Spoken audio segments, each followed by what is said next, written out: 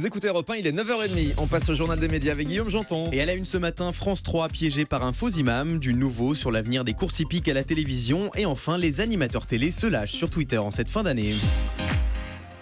On commence avec cette incroyable histoire. Un faux imam corse piège le JT de France 3. Dimanche dernier, la chaîne du service public recevait dans son journal du soir Rachid Birbak, un homme se présentant comme le président de l'Assemblée des musulmans de Corse, pour réagir aux incidents survenus à Ajaccio dernièrement. Je vous propose d'écouter un extrait de cette interview. Rachid Birbak, vous êtes imam et président de l'Assemblée des musulmans de Corse. Merci d'avoir accepté cette invitation. On a parlé de ces zones de non-droit en Corse. Comment se sont-elles installées, si elles sont avérées en tout cas ? Déjà, j'aimerais bien vous remercier de m'avoir accueilli ici. La Corse, c'est un département français qui est typique, on va dire. Et les musulmans de Corse, ils vivent vraiment en harmonie avec les Corses. Il n'y a aucun problème. Voilà donc un extrait du message qu'a délivré le président de l'Assemblée des musulmans de Corse. Mais problème, cette assemblée n'existe pas puisque parmi ses membres, elle ne compte que Rachid Birbak lui-même. Une imposture signalée dès le lendemain de l'interview par le site Elkins qui traite de l'actualité musulmane. De son côté, France 3 ne souhaite pas commenter cette affaire. Les courses hippiques pourraient finalement faire leur retour sur une grande chaîne. Nouveau rebondissement dans le feuilleton sur l'avenir des courses hippiques à la télévision. Après avoir été abandonné par France 3, récupéré en exclusivité par l'équipe 21, puis finalement relégué sur la chaîne payante Equidia. Ces grands rendez-vous sportifs pourraient être prochainement diffusés sur une nouvelle grande chaîne publique, selon les sociétés organisatrices qui détiennent entre autres le PMU. Des négociations sont actuellement en cours. Auparavant, les courses hippiques ont déjà été diffusées sur TF1 et Canal+. Les courses, c'est ma grande passion. C'est Omar Sharif. Oui. Luxe, Omar Sharif.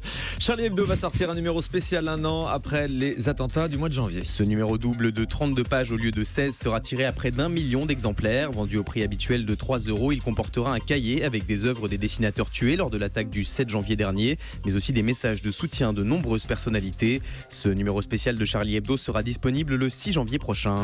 Des animateurs d'Énergie 12 se lâchent sur Twitter en taclant leur propre chaîne. Hier, le site C'est la télé a publié les résultats d'un sondage récompensant la chaîne de l'année de ses internautes et la grande gagnante est Énergie 12 malgré une fin d'année plutôt compliquée. Alors qu'un tweetos a remercié le site pour ce résultat surprenant qui lui a donné, je cite, un fou rire, Valérie Damido, animatrice sur la chaîne, lui a répondu avec ce message: ah, toi aussi, ha ha ha. Une discussion à laquelle se sont mêlés Anne-Gaëlle Riccio et Adrien Roard, deux autres visages d'Énergie 12. Ils ont répondu avec humour qu'il devait n'y avoir qu'Énergie 12, numéro 23 et Cuisine TV dans le choix de vote. Pas sûr que ces traits d'humour ravissent la direction de la chaîne ce matin. Oh, c'est drôle. Vous pouvez nous refaire le tweet de Valérie Damido ? À toi aussi, ha ha ha. Voilà. Vous faites très bien le ha ha ha. Un autre animateur s'est exprimé sur les réseaux sociaux hier soir, mais cette fois-ci en taclant la concurrence. Et cet animateur, c'est Arthur. Alors qu'hier soir, M6 programmait en prime Hypnose le grand jeu, l'animateur de TF1 a posté 2 photos côte à côte. Une de Stéphane Rothenberg, présentateur du show d'M6, et une autre de Mesmer, l'hypnotiseur de Stars sous hypnose, produit et présenté par Arthur sur TF1. Les deux hommes faisant exactement le même geste sur les photos, le tout agrémenté d'un hashtag MDR, mort de rire. 3 lettres et 2 photos qui en disent long sur ce que pense Arthur du programme d'M6. Camille Combal, bientôt acteur sur Canal+. Dans une interview accordée à l'Obs, Cyril Hanouna révèle que son chouchou Camille Combal sera le héros d'une série diffusée en 2016 sur Canal+.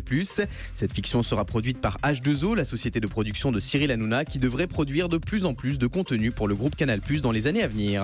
Et on reste sur Canal avec Leonardo DiCaprio, invité exceptionnel de la chaîne ce week-end. À l'occasion de la sortie du film The Revenant, la superstar du grand écran sera l'invité de Rencontres de cinéma ce dimanche à midi en clair sur Canal+. Cette interview événement de Leonardo DiCaprio a été réalisée à Londres par Laurent Veil, le spécialiste cinéma de la chaîne. La série américaine The Big Bang Theory pourrait être condamnée par la justice. La célèbre sitcom pourrait avoir de gros ennuis avec la justice américaine pour avoir utilisé sans autorisation les paroles de la chanson Soft Kitty, Warm Kitty dans ses épisodes. Des paroles tirées d'un poème écrit par une enseignante du New Hampshire en 1937. La famille de cette femme a décidé de poursuivre en justice CBS, le diffuseur de la série aux États-Unis. En France, The Big Bang Theory est plus confidentiel. Les épisodes ont été diffusés sur plusieurs chaînes câblées. Et puis un nouveau jeu pour notre copine Cécile de Minibus sur Gulli. À compter du 3 janvier prochain à 20h15, l'animatrice prendra les rênes de Cache ou Tâche, un quiz décalé où les candidats sont aspergés de liquide coloré en cas de mauvaise réponse. Cécile de Minibus a déjà présenté un autre divertissement sur Gulli, la version internationale du grand jeu populaire Interville.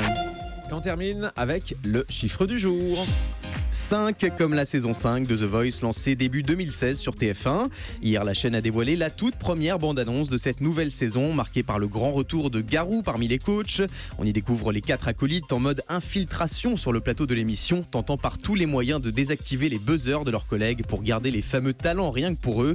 Une bande-annonce très réussie disponible sur le site de TF1. Oui, très drôle, très réussi, effectivement. On dirait presque un court-métrage. C'est extrêmement bien réalisé et ça donne donc un avant-goût de la saison de The Voice sur TF1 qui devrait être lancée dans les toutes prochaines semaines, courant janvier sur TF1. Merci beaucoup, Guillaume Janton.